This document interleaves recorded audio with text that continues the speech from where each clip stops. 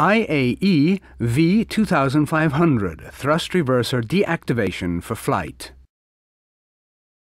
This procedure is carried out when a fault occurs on a thrust reverser which cannot be repaired for the next flight. Deactivation and lockout are therefore provided to secure the translating sleeves in stowed position when the aircraft has to be dispatched with an inoperative thrust reverser. Before working on the engine, safety precautions have to be taken in the cockpit.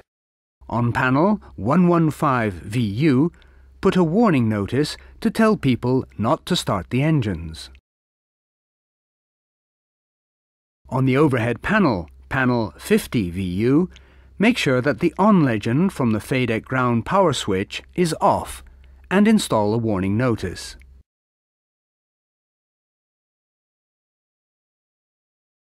Open the fan cowl doors and put the access platform into position. Deactivate the thrust reverser HCU by removing the quick release pin from the stowage position on the HCU. Move the inhibition lever to the off position and insert the quick release pin. Make sure that the translating sleeves are in the fully retracted position. If not, move them manually to the retracted position in accordance to the Aircraft Maintenance Manual procedure. The following deactivation procedure needs to be done on both translating sleeves of the related engine. Remove the plug from the lockout assembly on the outside of the translating sleeve. Remove the lockout pin from the stowage position on the outside of the translating sleeve.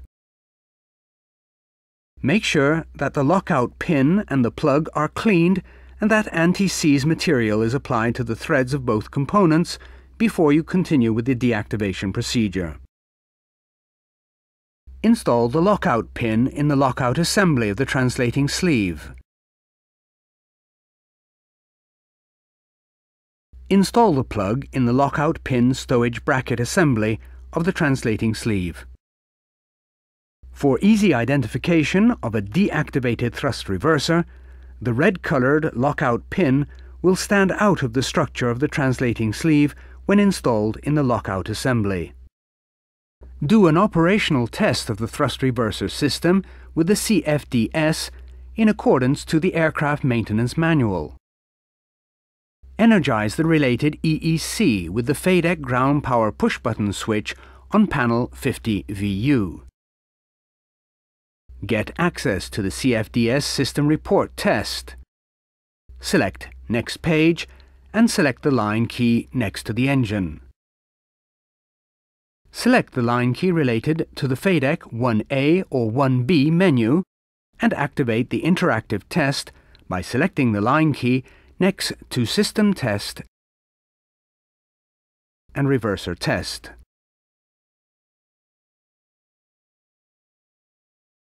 Obey the cautions and warnings in the Aircraft Maintenance Manual and on the MCDU before you start the reverser test to prevent any injury to personnel or damage to equipment. During the test, make sure that the green or amber reverser indication does not appear in the EPR indication on the engine and warning display. Make sure that none of the following messages appear on the test report after the test. Exit the Reverser Test menu on the MCDU in accordance to the Aircraft Maintenance Manual procedure and bring the aircraft back to its initial configuration. Check that the ECAM warning Engine 1 or 2 Reverse Unlocked is not displayed. Make sure that the working area is clean and clear of tools. Remove the access platform and close the fan cowl doors.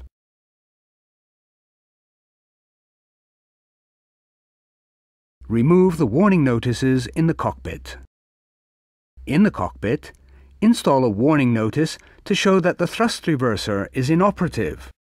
Make an entry in the logbook. This completes the thrust reverser deactivation procedure for flight operation.